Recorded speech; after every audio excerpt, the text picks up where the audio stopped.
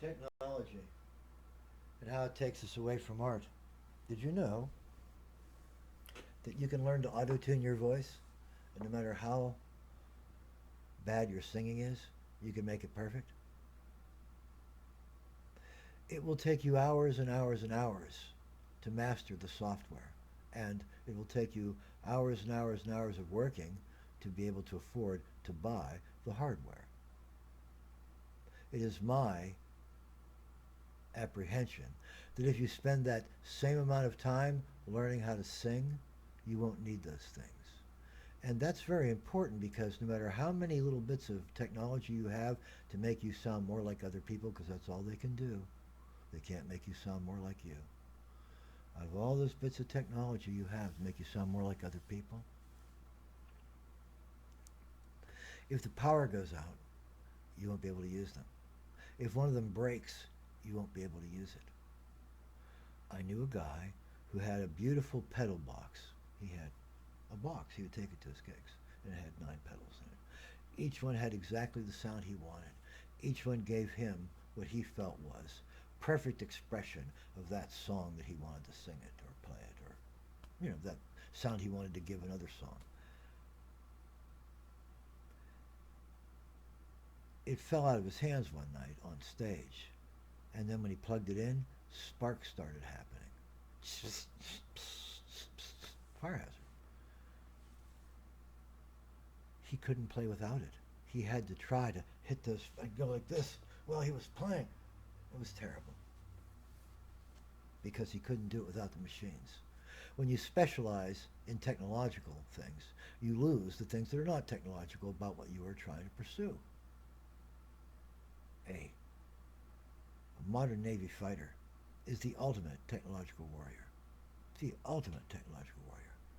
Um, Carrier pilots, there's nobody like a carrier pilot because you are functioning in so many worlds at once that only a very few people can do it. Only a very few. And sometimes your vision is being divided. You know, low light, daylight, radar infrared information, straight visual information. Whoa, your helmet's projecting an HUD, a heads-up display, like over your eyes, so when you turn your helmet, you can still see all the cues.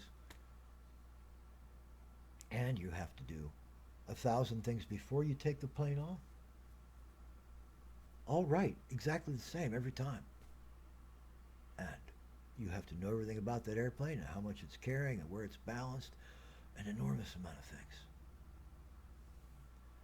You have to know what the acceleration forces are going to be of a catapult launch, because if you don't put your head against the headrest, you're going to hurt yourself bad. Whack! Oh! Now you're trying to control a plane while you're doing this. See what I mean? So there are all these things you need to know about being a fighter pilot. To be a Navy carrier fighter pilot, you need to know more than any Air Force pilot needs to know. It's true. Navy pilots have a superior skill set. With that said, they don't have the same size of support network that the Air Force pilot has. The Air Force pilot has literally thousands and thousands and thousands of people interconnected around the world, making sure he or she is in the right place, at the right speed, at the right altitude, and has set all the controls right, and still things go wrong. And still machines fail. True story. Now, and I'm going to contrast that for you. Now you have a picture of the Navy pilot, the ultimate technological warrior, the ultimate craftsman, because he uses technology to create an effect.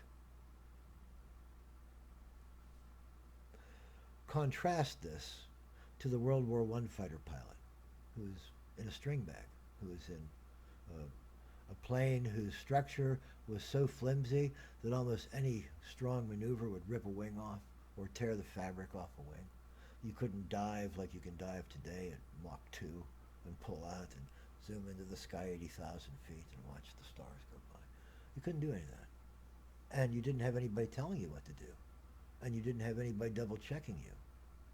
You basically, not quite, you basically pulled the core of your brakes at Stratton 5 horsepower, hopped in the cockpit while your plane tried to take itself off, and and then like grabbed the whole of your elementary controls, your pedals, and you were off into the air. And there was no way to tell when you hit 11,000 feet. There was no way to tell when the air was so thin that you were going to choke, or even worse, your engine was going to choke.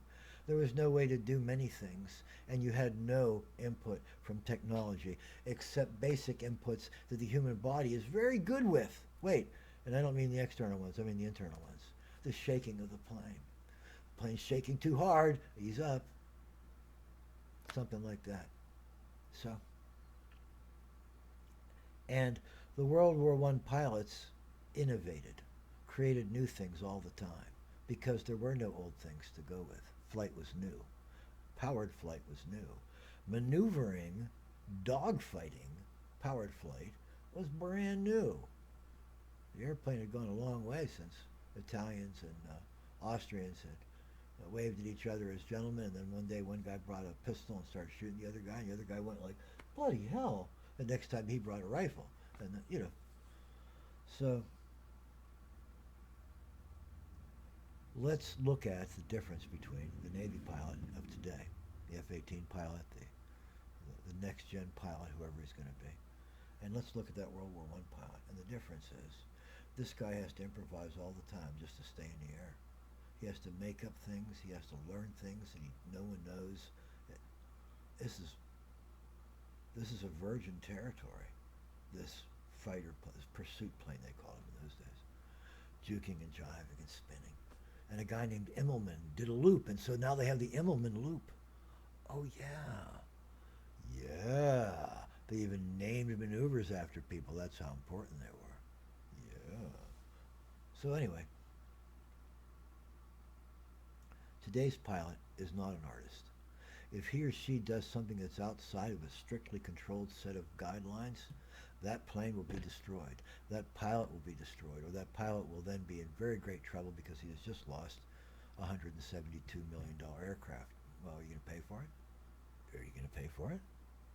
Are you going to pay for it? It wasn't my fault, sir. It was my crew chief. Are you not in charge of making sure that your crew chief did a thorough evaluation? Yes, sir, but we depend on the You moved outside of the strictly constrained rules and regulations, just in something as simple as trusting your crew chief. Because you personally, as the pilot, are supposed to know everything the crew chief knows and supposed to double check him. Because he's there to make your job easier. But if he makes your job worse by making a mistake, it's on you, pilot. That's you falling out of the sky. That's you in a ball of flaming wreckage. That's you meeting the ocean long before you hope to. So, this pilot, this Navy pilot, the most skill set dense pilot who has ever been created. There's nobody that needed to know more than a modern Navy pilot. Even though there's a lot of labor savers in there, you need to know so much. Just to know how to get in a plane. Just to know how to hook up so that you'll take off and not starve yourself for oxygen. Just to know what the radio frequencies are. Just to know. Just to know. Just to follow a checklist of hundreds of items before you start flying. This guy, not so much. Kick the chocks out. Whoa, I'm going somewhere. Whee! You're up in the air at 50 miles an hour. The Navy fighter today has to be going 150 miles an hour. It's loaded down with all kinds of stuff. And the number of cues that a pilot gets all the time are so multiplied over the number of cues that a World War I pilot got. The World War I pilot says, oh, I'm spinning, crash. Well, today it's like, okay, engine flame out. Can I restart? Wait, I'm losing the hydraulic pressure here. Oh my gosh, my hot ass is not working. Now, do I have enough power left that I can get level? Can I glide? Can I restart my engine? Can I? Will the cockpit blow? Will my parachute catch on something? Is the MiG that's shooting me down continuing to fire while I'm trying to exit the aircraft and there's 23 millimeter going past my ears like this, and all I want to do is get home? It's a complex life, very complex life. One of the most complex lives a person could ever have. No wonder they go crazy when they're not, in the old days they went crazy when they weren't flying, because the stresses of doing this like exactly by the book every time, never do it wrong, will drive a man mad. Men aren't meant to be regimented that strongly. It's true. It takes a very unique person to do it, and even those persons become overstressed. There are psychiatrists whose whole reason for existing is to test people that are under superior or higher loads of stress than most people to make sure they're not cracking. Navy's got them. Air Force has them. You bet they do. They use a lot of them around generals. The generals don't know they're being watched, or maybe they do know. But you're under a lot of stress, and you're very important to the country. You've got millions of dollars of machinery under your hands, or you are controlling men that have billions of dollars of machinery under their hands. Man, you're an important item, and you better do things right. So you can't really do much as an artist. You can only do things as a craftsman. And that, the difference between the craftsman and the artist is the difference between today's Navy pilot and World War I's pilot. That's the difference. He only had a few basic controls, and he had to depend on his own imagination for everything else. This guy, if he depends on his imagination, he's going to get in trouble. Now, there is an overriding military consideration. If you get away with it, it's okay, right? If you win, we'll sweep it under the table.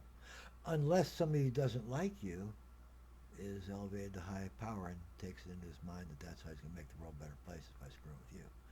Has that ever happened in the military, anybody? Just asking. MacArthur. Just asking. So,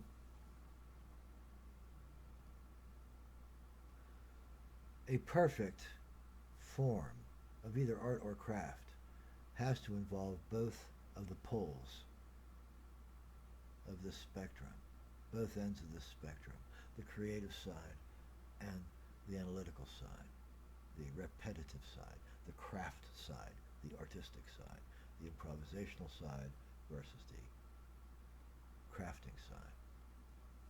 If you build J404 turbofans for a living, and you try building that J404 turbofan any way except the way you're supposed to build it, they will probably move you to another job. It's okay. I mean, you probably have other skills that can be used elsewhere, but they won't let you build that engine anymore. If, on the other hand, you're at the drawing board just prior to World War I, and you're trying to figure out, well, how can I make a superior pursuit plane that my guys can get away with murder and those guys can't? You're an artist. I mean, you're using some principles, and you're certainly using some of the techniques and as I said, principles of a craft, engineering, which is applied science. But that engineering knowledge here is very dense, and you have to go through a lot of it before you can do anything. And this one is very limited, and you're pretty much on your own as soon as you get off the ground. Here's the thing that people don't know about World War I. Being a pilot in World War I, I'm going to say this indelicately, gave you the shits because they didn't have good grades of fine machine oil that were dependable, and so they used castor oil in the piston engines, and so because the tolerances were bad in those days, a fine mist of castor oil would blow back from the engine cowling and cover the aviator. One of the reasons he wore goggles and leather. And he would breathe a fair amount of that in and swallow it in his spit, like you swallow bumblebees today when you're on a motorcycle. And when people say motorcyclists are tough, they sure are. Took a June bug to the head at 60 miles an hour, and I kept riding. To err is unforgiving at that speed. Anyway, the perfect explanation, the perfect solution for any of these problems of either crafting or art is a blending of the two, of the well understood and well researched and well taught, plenty of role models, very repetitive in nature, with the completely original. This is how I feel. This is what I would do. If I were a king, you know what I mean? As opposed to, no, no, if you're going to be king, it's a constitutional monarchy, and you have to do this and this and this and this. All of which moves the power of the king out of his hands. See the difference?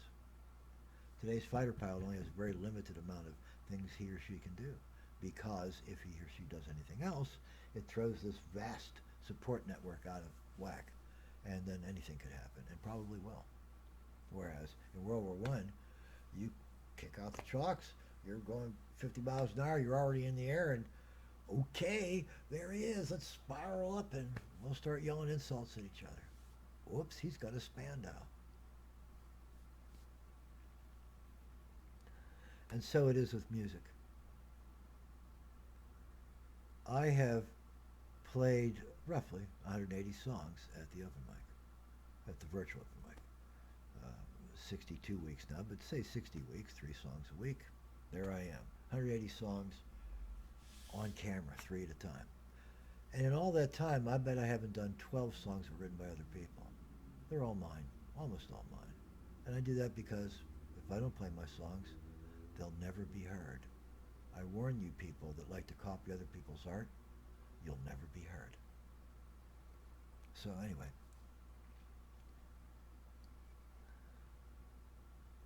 but I keep playing 2 songs over and over and over again. Oh my gosh, I'm making the same mistake, because I can play a hellacious ring ball now, and I can play a wonderful Wednesday song well, and I play them unless I force myself to do it different, which I have, and you guys will notice. But otherwise, I play them identically the same way. You know that's Wednesday song from the intro. You know that's ring ball from the intro. You know how it's going to go. You know the flow of that song. Bill isn't improvising on that song anymore. Bill isn't creating it. It's done been created, and that's it, right? Now you can put it in the library, and there it is with all the other songs, and yeah, now do something new. So my playing Wednesday song and ring ball, out of my 3, that only leaves me 1 song to vary, has more limited my ability to expose others to my art than it has increased it. Now my friends who already know me, they already know ring ball, they already know Wednesday song. They know why I wrote Wednesday song. They know all my jokes, they know, you see what I mean? They know my shout outs. That's pretty beautiful. But if I play Wednesday song every week, that's 33% of my originals are already locked and sealed in stone. And I can't play 3 original songs this week that nobody's heard. And same thing with if I do it with ring ball. And I often play ring ball and I often play Wednesday song. I often play them together. And it leaves me with 1 other song. And I have several songs that I personally like a lot that I want to play. I want to play Dragon's Teeth. I want to play Imprints. I want to play Tears of a Fool. I want to play Candlelight. I want to play Kilimanjaro Time. I want to play I Don't Know Why. I want to play Hall of Mirrors. I want to play River Don't Mind. Circles. But if I only have 1 song open every week, none of those songs are going to get heard. I mean, over time, but no way that I could say, well, everybody's heard Circles a couple times, now they know Circles. No, they heard Circles once in 180 songs, because I had to keep filling, you know, every time I get there, here's Wednesday song, here's ring ball, and I need something. That makes it a little too structured for me. And so, tomorrow, for our Wednesday open mic, number 62, I'm going to play 3 completely different songs. I'm not going to play Imprints, I'm not going to play Dragon's Teeth, I'm not going to play Ring Ball, I'm not going to play Circles, I'm not going to play Wednesday song. I'm going to play 3 Wild Bill songs that some of you may know, and some of you may not know, and a great many people won't really care, because, you know, hey, I'm not rich and famous, I'm not a big pop artist, I'm not one of the classic legendary rock guitarists or something. I'm just Wild Bill. But this will keep me fresh in my own mind, keep me over here, because these songs that I'll be playing tomorrow are songs I'm not strong on. I haven't played them hundreds of times like I played these ones. I haven't made them into a craft like a carrier launch and a carrier landing.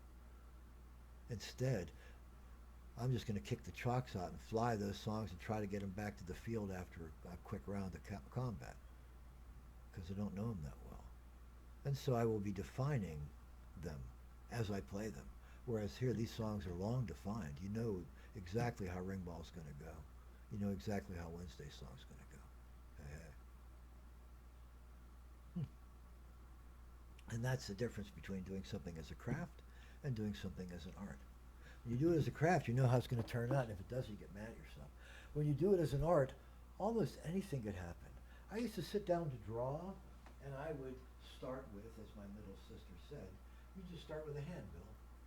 And then you build the drawing out, and suddenly there was this vastly complex poster that was worth putting on somebody's wall. That suddenly might have been 6 months. That's the problem with piecework, is you can't charge what it's worth. Because it could take me 6 months to do a poster. Who's going to pay me 6 months worth of wages for that? But some of my posters are sold for $2,000. That still means I would have to be selling 2 posters a month, drawing 2 brand new posters a month. And that would be making poster drawing a craft, which it's not, it's an art. I draw because I'm compelled to draw. I don't draw because I think it would make me more money drawing. That's the difference.